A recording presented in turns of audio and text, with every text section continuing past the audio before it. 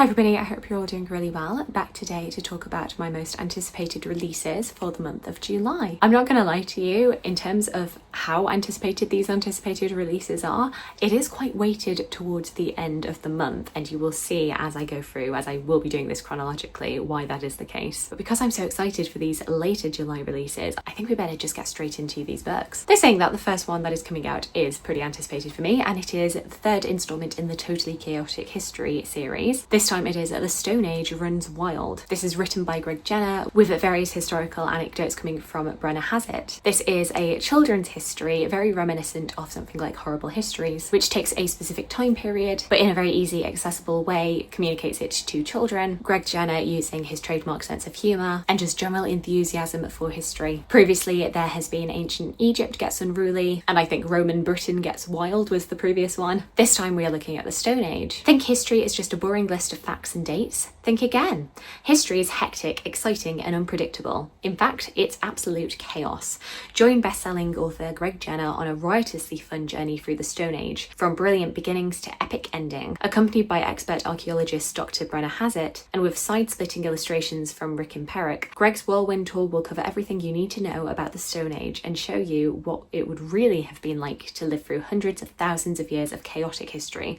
Hold on tight, because with history, you'll never believe what happens next. As somebody who loves history like myself, and I am just generally quite passionate about how history is communicated, history education to children especially, because so many people come through school thinking that history is boring, and that is far from the case. I love books like this that really promote accessibility and fun. Next book is non-fiction history, but this time for adults, and it is Exile, The Captive Years of Mary Queen of Scots by Rosemary Goring, coming out on the 3rd of July. This is looking at the exile years of Mary Queen of Scots when she was ousted from the throne. Her baby son was put there in her place. She came looking for asylum in England and was basically held captive for 20 years due to the suspicions that if people were able to converge around Mary Queen of Scots, they may in turn try to oust the Protestant Elizabeth. My journey with Mary Queen of Scots I think is quite funny, because back in 2021 I read Rizzio, which was a fictionalisation of a very specific part of Mary Queen of Scots' life, which was the murder of her secretary David Rizzio, which was really the beginning of the end for her reign in Scotland. I then read the historical fiction novel The Tower by Flora Carr, which was about a year or so of her imprisoned and being forced to abdicate the throne. And now this non-fiction history is looking at those exile years, so I'm like slowly but surely making my way through her life. From the moment Mary Queen of Scots set foot on English soil in May 1568, she was the prisoner of her cousin Elizabeth I of England. Her tumultuous years in Scotland, where she had returned after the death of her husband Francis II of France, had ended in failure and abdication. Exile tells the story of Mary's English years, almost half her life, with reference to the latest research and the many locations where she was held captive. Unlike her years on the Scottish throne, the dramatic events during these years mainly took place beyond her sight. But while trouble was perpetually simmering beyond her prisons, within their walls Mary was anything but docile and resigned, and only towards the end did she lose hope of one day returning to her homeland as rightful ruler. No wonder she was viewed as a deadly threat by Elizabeth. Given her attitude and actions, and those of her estranged son James, was her tragic death all but inevitable? If more willing to compromise, might she have negotiated her release? Acclaimed author Rosemary Goring addresses these and other questions in this remarkably penetrating psychological portrait of one of history's greatest queens. Coming out on the 15th of July is Fulvia by Kaarina Parker. This is historical fiction looking at the life of Fulvia, an aristocratic woman of the late Roman Republic who was married to Claudius as well as Mark Antony. I'm very interested in this historical fiction by Kaarina Parker, but you may know one of my previous anticipated releases was actually the non-fiction offering about her life that came out recently. So I'd be quite interested to read these back to back and separate the fact from the fiction. Fulvia is the daughter of a wealthy but unimportant Roman family. Raised in the countryside, she longs for a life of intrigue and influence. When her father dies and her inheritance is threatened, Fulvia makes her way to the city of Rome to secure her future. There she meets a young aristocrat named Claudius, who is more interested in partying with his hedonistic friends than politics. Fulvia is drawn into their world of debauchery and learns just how precarious the balance of power in the Republic is. Her ambition drives them both to political power that draws the attention of the Senate and more seedy underworld opponents. But Rome is a dangerous place, and power can become notoriety overnight. Fulvia soon learns just how high the stakes really are, and that her ambitions may come at a terrible cost. Another really interesting history is The Graces, The Extraordinary Untold Lives of the Women at the Restoration Court by Barrington, coming out on the 17th of July. In 1673, 15-year-old Maria d'Este travelled from Italy to marry James, Duke of York. the future King of England and a man 25 years her senior. Thrust from a pious life on the path to become a nun, at the debauched court of Charles II, she set about recreating the world she'd left behind.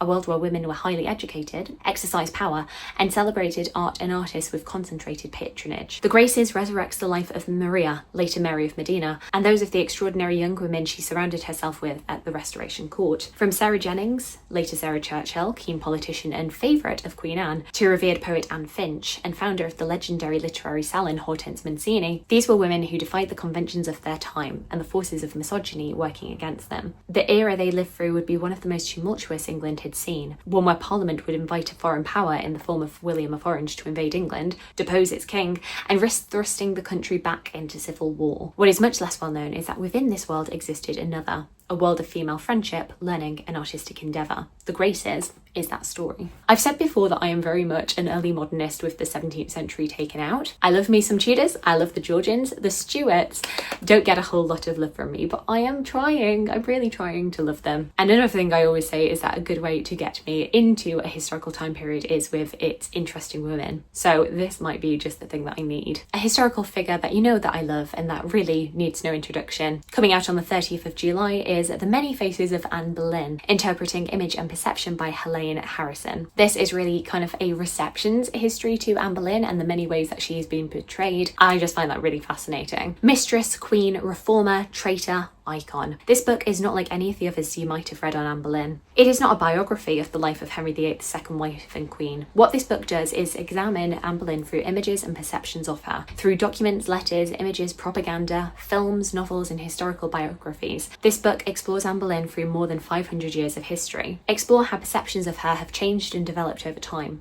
Whether she is seen as a mistress, a queen, a mother, a reformer, a traitor, or a tragic heroine, Anne Boleyn continues to inspire so much exploration and even new discoveries today. See Anne through the eyes of her people who knew her, loved her, hated her, and studied her. In the present day, Anne Boleyn has quite a devoted scholarship, honed through perceptions built over the last half a millennium. Her life, reign, and tragic death at the hands of the man who tore England apart to be with her have made Anne Boleyn one of the most divisive and exciting figures in English history. And now, my friends, we are getting to the two most juiciest books on this list. Two of my most anticipated releases for 2025 just generally, and both coming out on the 31st of July. Whether or not I'll be able to hold on to these another 5 days so that I can take them on holiday with me, or if I'm just going to decide to try and blitz through them straight away, is anyone's guess. I mean, you don't necessarily want to have hardcovers in your hand luggage, and I don't want to have to wait another 2 weeks to read them when I come back home, so what's a girl to do? The first book coming out on the 31st of July is How to Lose a Lord in 10 Days by Sophie Irwin. You all know that I'm a big fan of Sophie Irwin's previous Regency romances, A Lady's Guide to Fortune Hunting and A Lady's Guide to Scandal. In fact, A Lady's Guide to Scandal ended up making it onto my best books of 2024. And when I saw the title of this book, you better believe I wanted to snatch that up. So the fact that it has been about a year or so delayed has meant that this is a very anticipated book for me. As you can tell, it is Regency romance crossed with the classic romantic comedy, How to Lose a Guy in 10 Days. He wants a wife, she wants to be jilted. This is war. Rich, handsome, entitled Lord Ashford has every lady in England longing for his hand in marriage. Everyone, that is, except Miss Lydia Hanworth, the only young woman Ashford wishes to marry. Pressured into accepting Ashford's proposal, the announcement must be kept secret for 10 days. Can Lydia free herself from her obligations before the engagement is publicly announced without ruining her reputation? You can achieve an awful lot in 10 days after all. And that is it, that is the premise, and that is enough for me to know that I really want to read it. I feel like I've not read a really good Regency romance for a while, so Sophie Irwin, you need to come save my summer. And then the last book, the other anticipated book of this month, and really of this year, is the conclusion to the Essex Dogs trilogy. Coming out on the 31st of July is Hearts by Dan Jones. 3 years on from the Siege of Calais, the Black Death has wreaked havoc in Europe. The Castilians are moving against England. The Essex Dogs have scattered. In Winchelsea, Loveday struggles to keep his tavern afloat in the aftermath of the death. Nowadays, the only battles he fights are the ones within his own mind. In Windsor, Romford thrives as a squire at King Edward III's court, his days as an archer fading into memory. But when an unpaid debt threatens everything he's built, Romford must call upon the lessons he learnt all those years ago. Be cunning, be ruthless, be quick. With England still reeling from the death and the Castilian threat on the rise, the kingdom's future has never been more uncertain. Each had their reasons for leaving the Essex dogs behind, but a life like that isn't so easily forgotten. And for these men, the fighting isn't over yet. I've been really impressed by the Essex Dogs series. As somebody myself who isn't really a big fan of like war narratives, you know, I really like Dan Jones as a non-fiction writer, but I was a little bit unsure as to whether or not I would like fiction that is so focused on war, on fighting, but the emphasis on character, on these relationships, on just repercussions of being in a siege, especially in The Wolves of Winter, I thought was really well drawn. I love the camaraderie between this band of brothers. I love the commentary on how the nobles and the royalty trying to put across this image of war as being this amazing patriotic good for the nation, when really it's all at the expense of the men lower down the pecking order, who they are making these wild promises to and never actually fulfilling. And yeah, I'm really looking forward to seeing where this story goes. So there we go, those are all of the books that I'm really looking forward to coming out in July 2025. Please let me know of any books that you are looking forward to that I've missed from this list, any that you think I should pick up. I would love to hear from you. I hope you're having a fantastic day, and I look forward to talking to you again soon. Thanks. Bye.